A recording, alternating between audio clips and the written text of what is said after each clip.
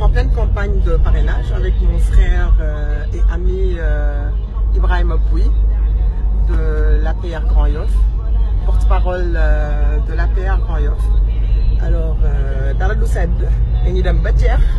un Pouy. Oui moom kay liñ naan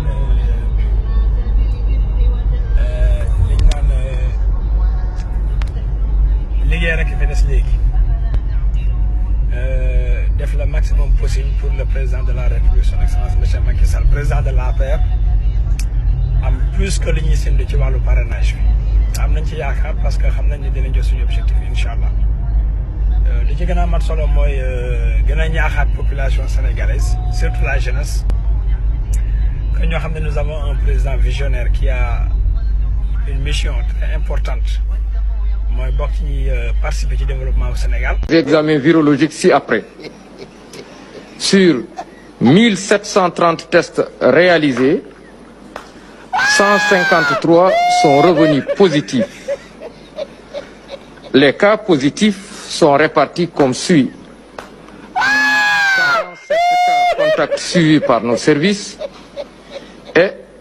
106 cas issus de la transmission communautaire répartis entre communes ou quartiers suivants. Ziguinchor en a 11, Bignona en a 7. ba guddi am lu ma fëgg ma jóg mu ne ma mën a mbelelaan ma ne ko loo may doye mu ne ma réew mi daa war a tàkk te ma bëgg cee waxtaan ak yow waxal Macky Sall mu génne 7 tonnes saabu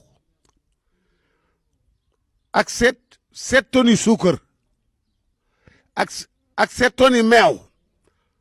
ak 7 tonnes jaxatu ak 7 tonnes xorom ak 7 tonnes ceeb bu ko defee réew mi day yàlla mën naa dogal mu am jàmm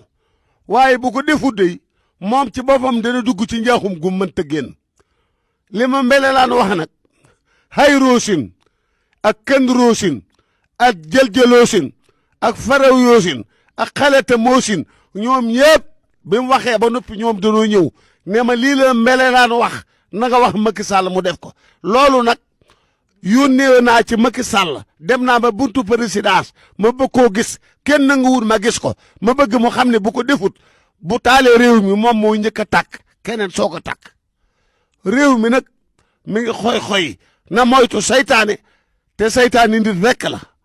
lii daal laa ci amoon lu may wax te lu may yëg la te jëliwuma ko ci kenn ku dul yàlla mbelelaan moo ma ko wax